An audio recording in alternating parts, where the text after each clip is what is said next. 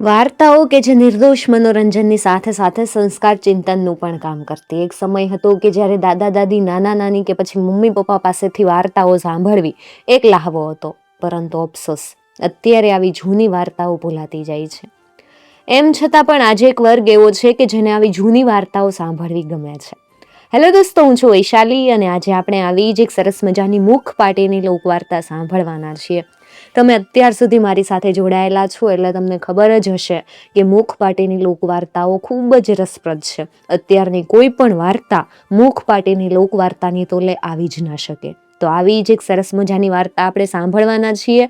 તો મારી સાથે તમારા બાળપણમાં ખોવાવા માટે તૈયાર થઈ જાઓ, કારણ કે આ વાર્તાઓ તમને તમારું બાળપણ જરૂરથી યાદ અપાવશે.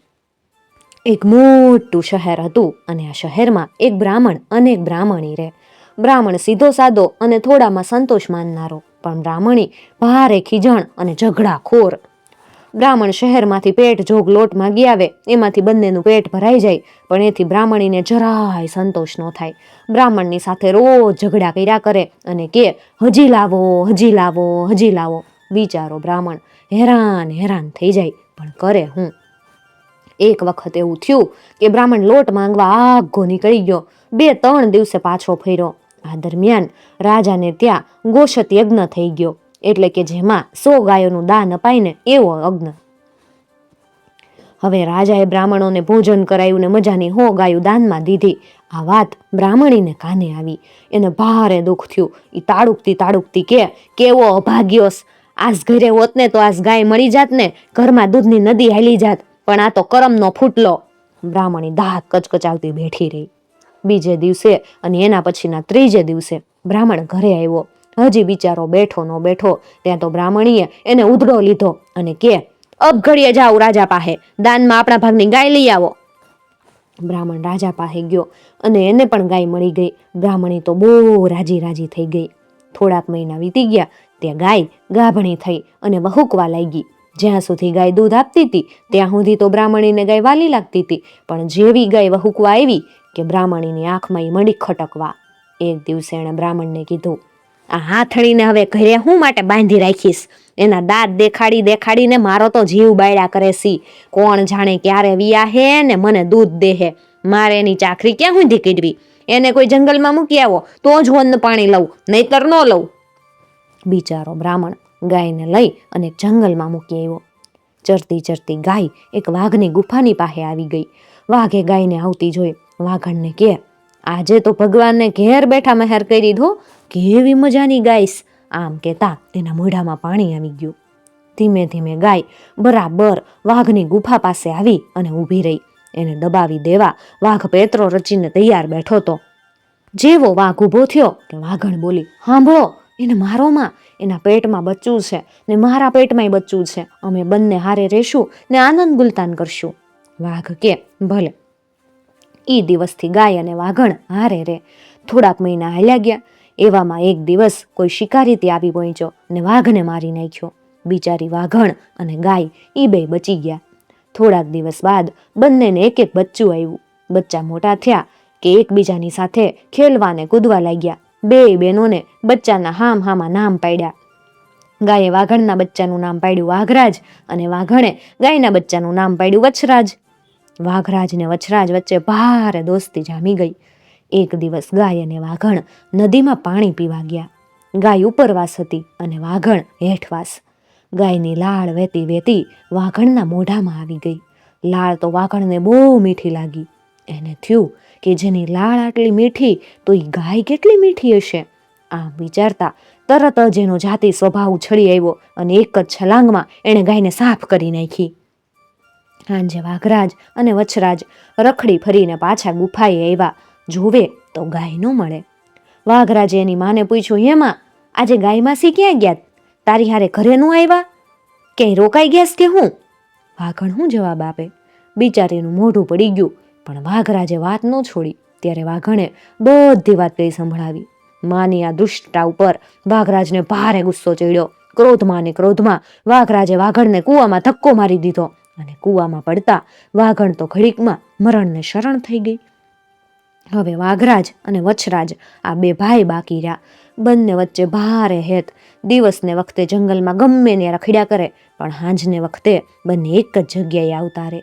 એક વખત વાઘરાજ કોઈ વણજારાનો બળદ મારીને એક ઘંટડી લઈ આવ્યો. એ ઘંટડી વછરાજને ગળે બાંધીને એણે કીધું, જો ભાઈ વછરાજ, તું ક્યારેય મુસીબતમાં આવી પડે ને તો આ ઘંટડી વગાડજે. હું ગમે ત્યાં હોઈશ ને ત્યાંથી આવી પહોંચીશ.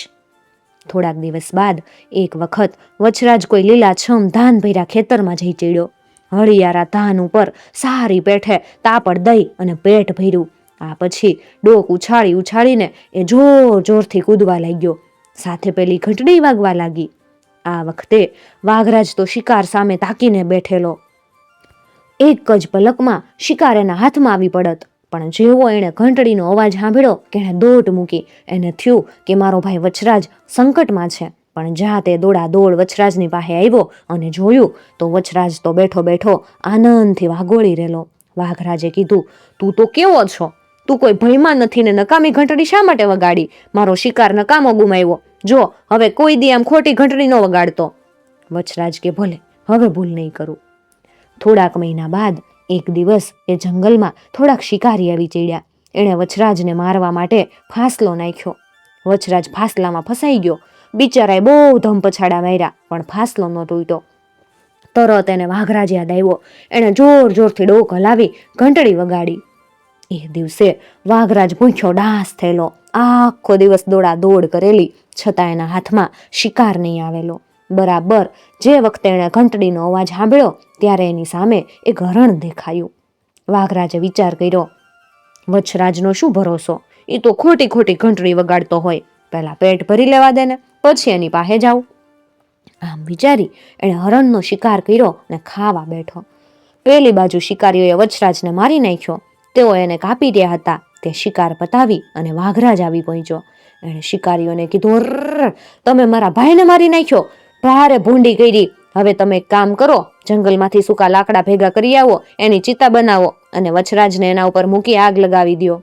શિકારીઓ વાઘરાજના કેવા પ્રમાણે કરતા આવ્યા. ચિતામાંથી ઊંચા ઊંચા ભડાકા નીકળવા લાગ્યા. મોટા મોટા ભડકા નીકળવા લાગ્યા કે વાઘરાજ એમાં કૂદી પડ્યો અને થોડી વારમાં બંને આગમાં બળી અને ભસ્મ થઈ ગયા. આમ વાઘરાજ અને વછરાજ બંને ભાઈઓનો અંત થયો.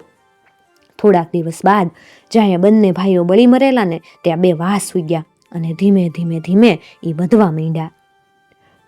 આ જંગલ જે હતું ને એની પાસે જ એક નગર. એ નગરના રાજાની કુંવરીને પ્રતિજ્ઞા હતી કે એક દંડિયા વાસનો મંડપ થાય તો જ પરણવું. રાજાના માણસો ચારે કોર એક દંડિયા વાસની ગોતમાં ફર્યા કરે, પણ ક્યાં એક દંડિયા વાસ મળે નહીં. આખરે એક માણસ ફરતો ફરતો વાઘરાજની અને વછરાજની ચિતા ઉપર ઉગેલા બે વાસ પાસે આવી પહોંચ્યો. બંને વાસ એક દંડિયા અને ખૂબ ઊંચા.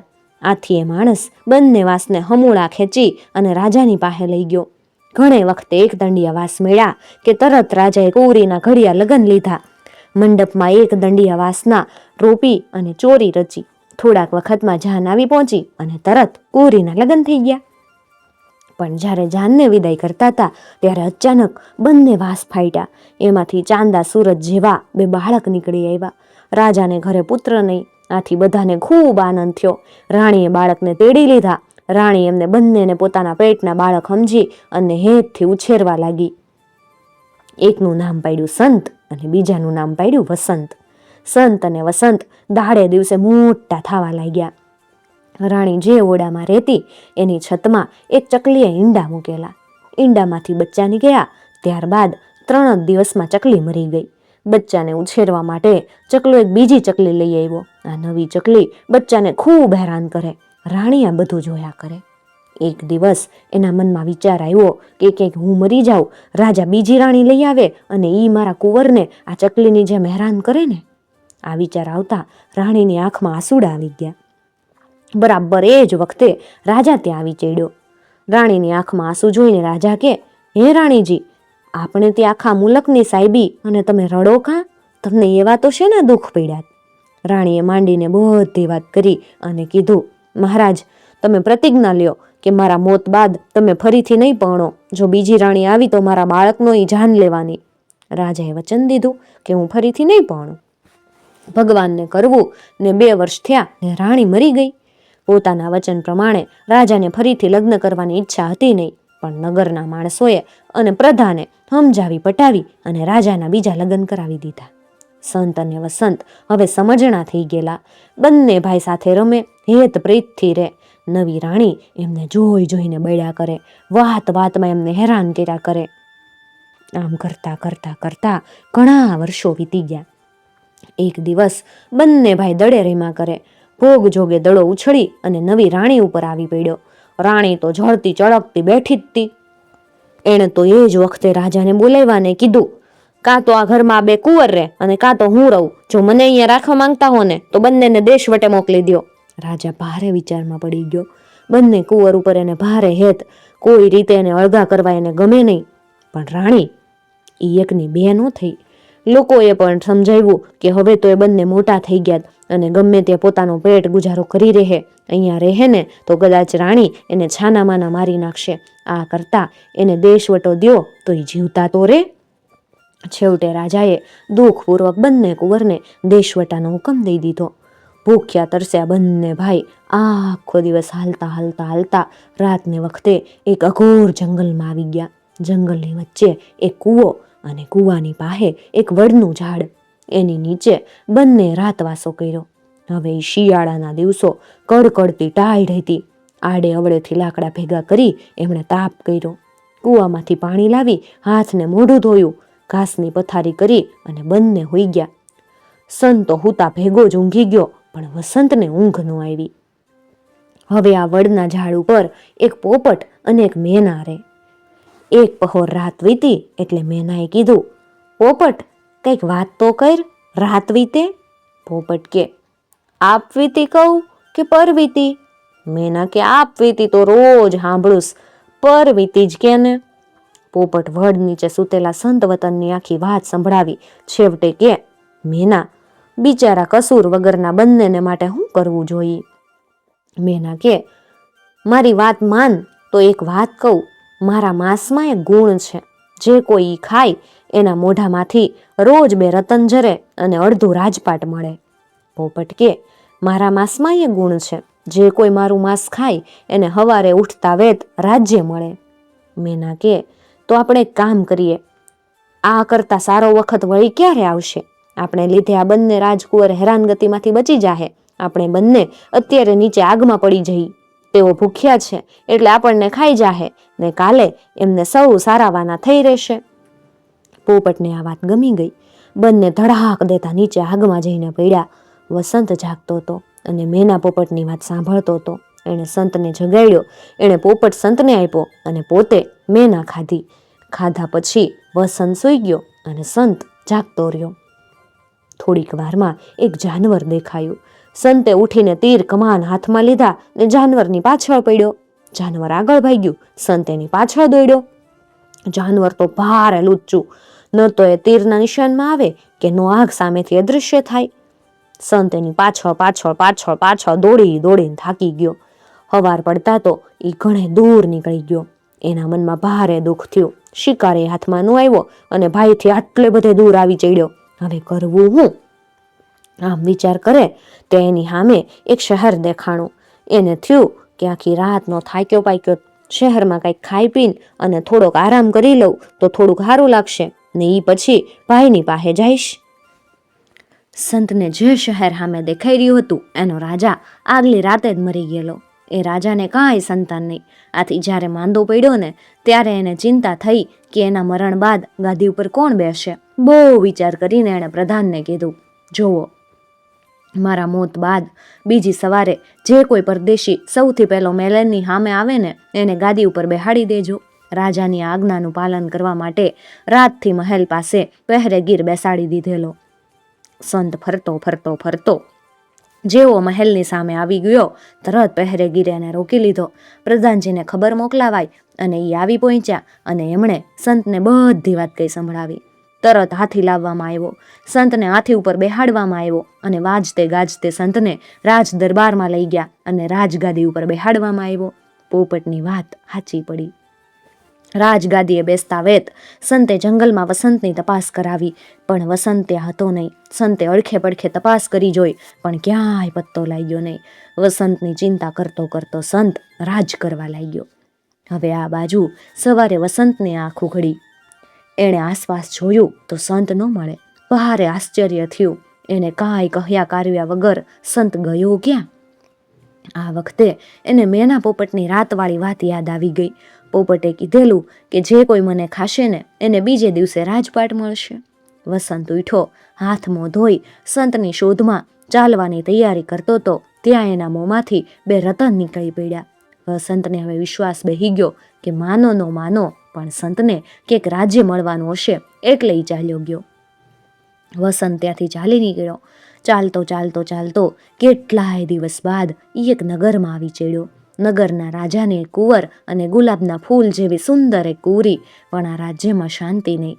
રાજા ને પ્રજા બિચારા હેરાન હેરાન. વાત એમ હતી કે એક રાક્ષસી રોજ એ નગરમાં આવતી અને જે કોઈ મળે એને ખાઈ જાતી. નગર ઉજ્જડ થઈ જતું. બધાના જાન જોખમમાં. રાજાએ ઘણા ઉપાય લીધા. દૂર દેશથી શૂરવીરોને બોલાવ્યા, ઇનામ જાહેર કર્યા, પણ રાક્ષસી કોઈના હાથમાં આવતી નહીં. કોઈ શૂરવીર થોડીક હિંમત કરતા, પણ જેવી રાક્ષસી આવીને ઊભી રહે તેઓ જાન લઈને ભાગી છૂટતા.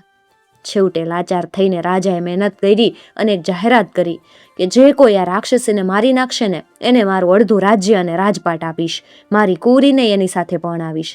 પણ આથી કાંઈ ન થયું. સૌને પોતાનો જીવ તો વાલો જ હોય ને, કોઈ આવે નહીં. વસંત આ નગરની બહાર બગીચામાં ઉતર્યો. કેટલાય દિવસ ચાલ્યા ગયા. રોજ હવારે એના મોઢામાંથી 2 રતન ઝરે.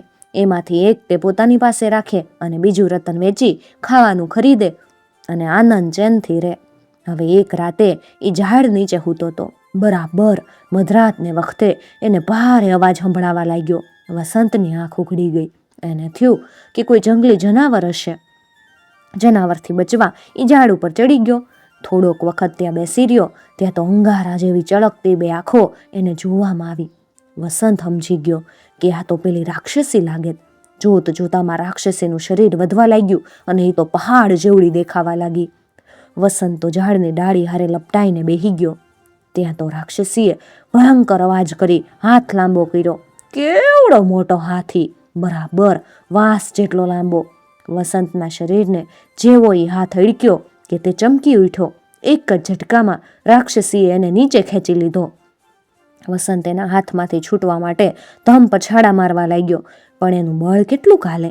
રાક્ષસી ભૂખી હતી. એણે વસંતને પકડી અને મોઢામાં મૂકી દીધો. આ તે મોઢું કે મોટી ગુફા. વસંત એના છરા જેવડા દાંતની ઝપટમાં આવતો આવતો બચી ગયો અને આખો ને આખો એના પેટમાં ચાલી ગયો. વસંતને ખાઈ અને રાક્ષસી આગળ હાલી, પણ રાજમહેલના દરવાજા પાસે આવતા એના પેટમાં ભારે દુઃખ થવા લાગ્યું. વસંત એના પેટમાં બેઠેલો. એણે વિચાર્યું કે બહાર નીકળવાનો કંઈક ઉપાય તો કરવો જોઈએ. એને યાદ આવ્યું કે એના ખિસ્સામાં કટાર પડી. બસ પછી તો હું વાંધો આવે. વસંતે કટાર કાઢી રાક્ષસીના પેટમાં હુલાવી દીધી. રાક્ષસી જમીન ઉપર લાંબી થઈ જોર જોરથી ચીસો નાખવા લાગી. એની ચીસો સાંભળી અને નગરના માણસો પોતાના કમાડમાંથી હંતાઈને જોવા લાગ્યા કે થાય શું. રાજાએ જોયું, પણ કોઈની હિંમત નહોતી કે એની પાસે જાય. વસંતે ધીમે ધીમે એનું પેટ ચીરી નાખ્યું. લોહીની નદી વહેવા લાગી અને હંમેશને માટે રાક્ષસી લાંબી થઈ પડી. લોહીથી તરબોળ વસંત પેટ ચીરીને બહાર આવ્યો. લોકોએ જ્યારે જોયું કે રાક્ષસીના પેટમાંથી એક માણસ નીકળ્યો છે, એની પાસે જ ઊભો છે, ત્યારે તેઓ ત્યાં આવ્યા. થોડીક વારમાં તો રાક્ષસીને મારી નાખ્યાના સમાચાર નગરભરમાં ફેલાઈ ગયા. રાજાએ આવ્યા અને એણે વસંતને છાતીએ દાબ્યો. રાજાએ તેને અડધું રાજ આપી દીધું. કુંવરી સાથે વસંતના વિવાહ કરી દીધા અને વસંતના દિવસો આનંદમાં પસાર થવા લાગ્યા. હવે પેલી બાજુ સંત રાજગાદી ઉપર તો બેઠો, પણ વસંતની યાદ એને એક ક્ષણ માટે દૂર નહોતી થતી. મનમાંથી વસંત જાતો જ નહોતો. વસંતનો પત્તો મેળવવા એણે કેટલાય ઉપાય અજમાવ્યા, પણ ક્યાંય પત્તો ન લાગ્યો. છેવટે તેને એક ઉપાય સૂઝ્યો. એણે આખા શહેરમાં દાંડી પીટાવી કે જે કોઈ માણસ એને સંત વસંતની વાત કરશે ને એને ₹1,00,000 ઇનામ આપશે. એ જાણતો હતો કે વસંત વગર અમારી આખી વાત કોઈ જાણતું નથી અને વસંતને આ ખબર પડશે તો એ જરૂર આવશે. લાખ રૂપિયા મેળવવાની લાલચમાં કેટલાય માણસો સંત વસંતની વાત મેળવવા માટે આમ તેમ દોડવા લાગ્યા. રાજ્યની બહારે વાત ફેલાઈ ગઈ, પણ ધીમે ધીમે આ વાત વસંતને કાને આવી.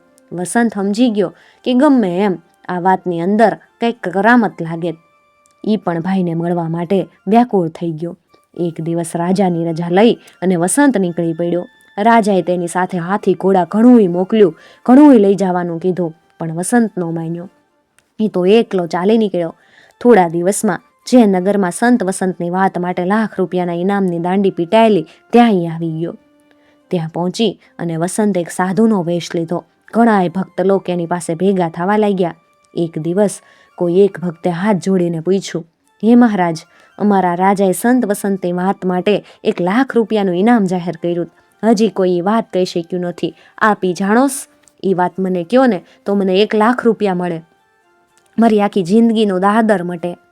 સાધુ કે, બચ્ચા, અમે સંત વસંતની વાત જાણીએ, પણ અમે તો રહ્યા સાધુ, રૂપિયા પૈસાને અમારે શું કરવા? જો તમારા રાજાને વાત સાંભળવી હોય તો અહીંયા આવે, એને વાત કઈ સંભળાવશું. એ માણસ દોડતો દોડતો રાજા પાસે ગયો. હાથ જોડીને કે, મહારાજ, એક સાધુ મહાત્મા આવ્યા. એ કેત કે હું સંત વસંતની વાત જાણું, પણ રાજા અહીંયા સાંભળવા આવે ને તો કઈ સંભળાવું. સંતે માણસની સાથે સાધુની પાસે આવ્યો. દેખતા જ વસંતને ઓળખી ગયો અને ખૂબ હેતપ્રીતથી બંને ભાઈ એકબીજાને ભેટી પડ્યા. સંત વસંતને હાથી ઉપર બેહાડી રાજમહેલમાં લઈ ગયો અને પછી બંને ભાઈએ હારે લઈ અને આનંદથી ખાધું પીધું ને રાજ કર્યું. આંબે આવ્યો મોર ને વાર્તા કહેશું પોર. મિત્રો, આવી જ બીજી વાર્તાઓ સાંભળવી જો તમને ગમતી હોય તો ચેનલને જરૂરથી સબસ્ક્રાઈબ કરી અને સાથે આપેલું બેલ આઇકોન પ્રેસ કરજો, જેથી આવનાર નવા વિડીયોઝની નોટિફિકેશન સૌથી પહેલાં તમને મળી શકે.